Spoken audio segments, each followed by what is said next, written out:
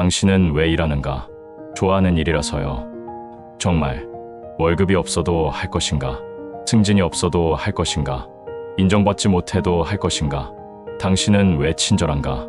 착한 사람이라서요. 정말 이익이 없어도 친절할 것인가? 손해를 봐도 친절할 것인가? 아무도 보지 않아도 친절할 것인가? 한비자는 묻는다. 당신은 선에서 움직이는가? 아니면 손익을 계산해서 움직이는가? 불편한 질문이다. 하지만 정직하게 답해보자. 우리는 대부분 이익을 계산한다. 의식하든 안 하든 선하기 때문이 아니라 이익이 되기 때문에 움직인다. 2300년 전 중국 전국시대를 살았다. 혼란의 시대였다. 7개 나라가 서로 싸웠다. 사람들은 말했다. 도덕으로 다스려야 한다. 인과 의로 웃었다. 사람은 본래 이익을 좇는다. 이를 인정하지 않으면 세상은 혼란에 빠진다. 냉소적인가? 아니다. 현실적이다. 당신은 어떤가? 정말 선에서 움직이는가? 아니면 한비자, 중국 전국시대의 법가사상가, 한나라 공족 출신 순자에게 배웠다. 말을 더듬어 웅변은 못했지만 글은 뛰어났다. 한비자 55편을 썼다. BC 233년 진나라 감옥에서 독살됐다. 47세였다. 법으로 다스려라. 감정이 아니라 제도로. 지금부터 그가 발견한 것을 파헤쳐보자. 왜 인간은 이익으로 움직이는가? 어떻게 다스려야 하는가? 그리고 권력의 본질은 무엇인가? 부모의 사랑도 이익이다. 가장 불편한 통찰이다. 부모는 아들을 낳으면 축하하고 딸을 낳으면 죽인다. 왜? 아들은 나중에 도움이 되지만 딸은 비용만 들기 때문이다. 충격적이다. 하지만 전국시대의 현실이었다. 그리고 이를 냉정하게 관찰했다. 부모가 자식을 사랑하는가? 그렇다. 하지만 왜? 순수한 사랑, 고개를 저었다. 이익이 있기 때문이다. 자식이 자라서 가문을 이을 것이다. 노후를 돌볼 것이다. 그래서 키운다. 증거는 부모는 아들과 딸을 다르게 대한다. 장남과 차남을 다르게 대한다. 왜? 이익이 다르기 때문이다. 부모의 자식 사랑조차 이익 계산이 들어간다. 하물며 다른 관계는 지금을 보자. 회사에서 상사가 부하를 챙긴다. 팀원들이 소중해서. 정말 그 팀원이 성과를 내지 못하면 여전히 챙길 것인가? 친구가 도와준다. 친구니까. 정말 그 친구가 계속 손해만 끼치면 여전히 친구일 것인가? 우리는 말한다. 이익 때문이 아니야. 하지만 행동은 이익을 따른다. 인간은 이익으로 움직인다. 이를 부정하는 것은 위선이다. 도덕은 환상이다. 가장 급진적인 주장이다. 육아는 인으로 다스리라 하고 묵가는 겸해로 다스리라 한다. 하지만 효과가 없다. 왜? 사람의 본성을 무시하기 때문이다. 전국시대 공자의 제자들은 말했다. 덕으로 다스려라. 임금이 덕이 있으면 백성이 따른다. 물었다. 그래서 효과가 있었나? 7개 나라가 200년간 전쟁했다. 수백만 명이 죽었다. 도덕은 전쟁을 막지 못했다. 왜? 사람들이 이익을 따르기 때문이다. 임금이 아무리 덕이 있어도 백성은 세금을 내기 싫어한다. 전쟁터에 가기 싫어한다. 이익이 없기 때문이다. 도덕으로 호소하지 마라.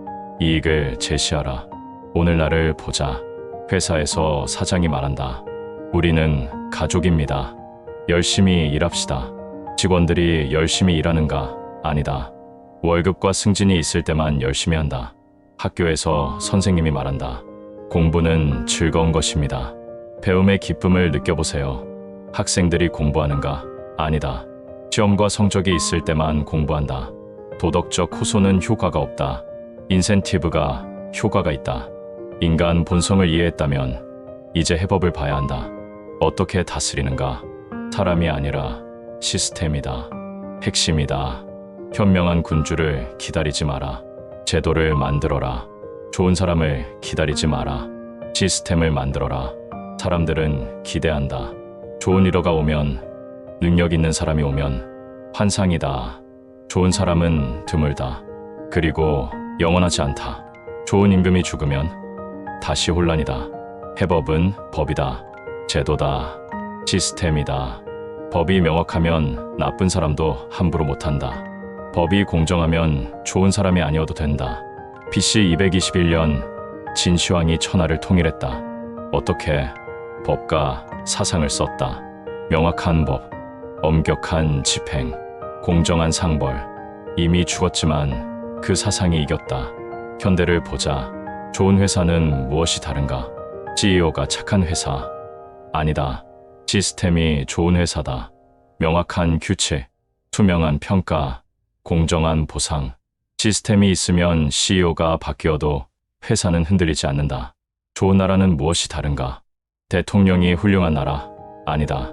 법치가 확립된 나라다. 법이 명확하고 법 집행이 공정하고 법 앞에 평등하면 대통령이 바뀌어도 나라는 흔들리지 않는다. 사람에게 의존하지 마라. 시스템을 만들어라.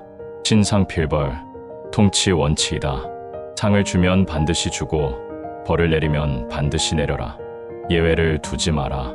사람들은 이익으로 움직인다.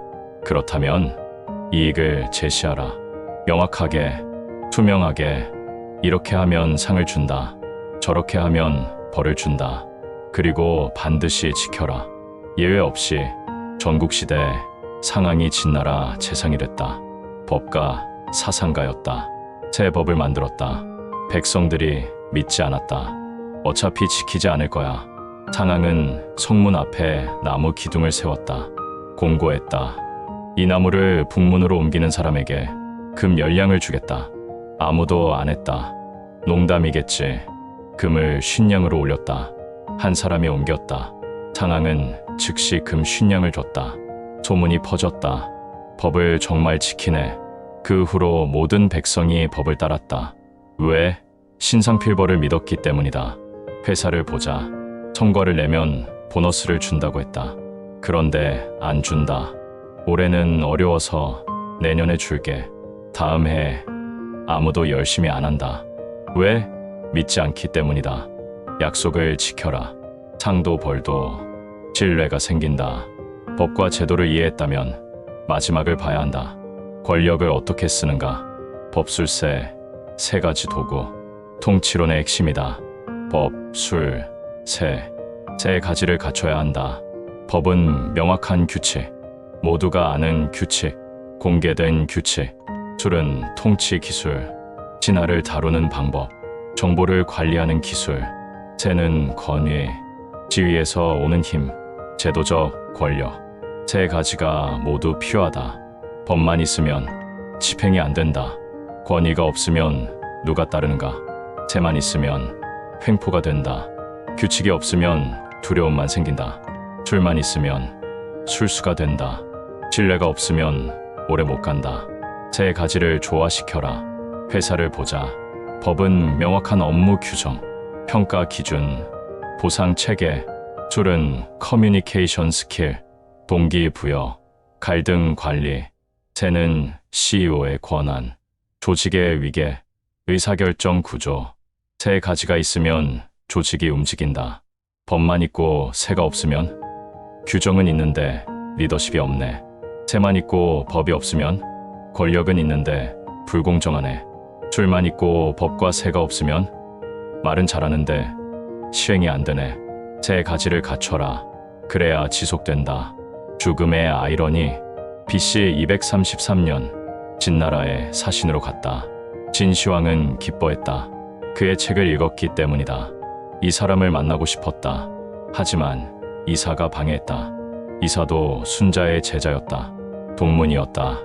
이사는 두려웠다. 너무 뛰어났다.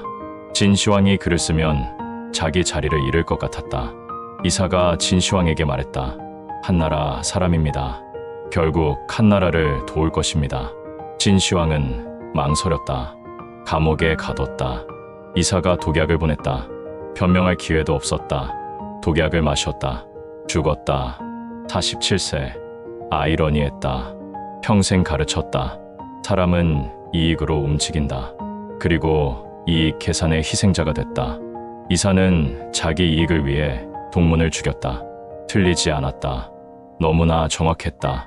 현대를 사는 우리에게 그는 무엇을 말하는가? 첫째, 인간은 이익으로 움직인다. 인정하라. 부정하지 마라. 도덕적 호소만으로는 안 된다. 이익을 제시하라. 당신은 무엇으로 움직이는가? 둘째, 시스템을 만들어라. 사람에게 의존하지 마라. 좋은 사람을 기다리지 마라. 명확한 규칙, 투명한 평가, 공정한 보상. 당신의 시스템은 무엇인가? 셋째, 약속을 지켜라. 신상필벌. 상을 주면 반드시 주고 벌을 내리면 반드시 내려라. 신뢰가 생긴다. 당신은 약속을 지키는가? 그의 마지막 질문은 이것이다. 당신은 선에서 움직이는가? 아니면 손익을 계산해서 움직이는가? 당신의 대답은 무엇인가? 오늘 당신의 행동을 보라. 정말 순수한 동기였는가? 아니면 계산이 있었는가? 오늘 당신의 선택을 보라. 이익이 없어도 했을 것인가? 아니면 이익이 있어서 했는가? 오늘 당신의 관계를 보라. 정말 무조건적인가? 아니면 상호 이익인가? 그는 우리에게 정직함을 요구한다. 위선을 버리고 현실을 보라고. 2300년 전 한 철학자가 감옥에서 죽었다. 동문이 보낸 독약을 마시고 평생 말했다. 사람은 이익으로 움직인다. 그리고 자기 죽음으로 그것을 증명했다. 사람은 본래 이익을 좇는다. 이를 인정하지 않으면 세상은 혼란에 빠진다. 당신은 이를 인정하는가? 아니면 여전히 부정하는가? 인정하는 순간 세상이 명확해진다. 위선이 사라진다. 현실이 보인다. 당신은 무엇을 선택할 것인가?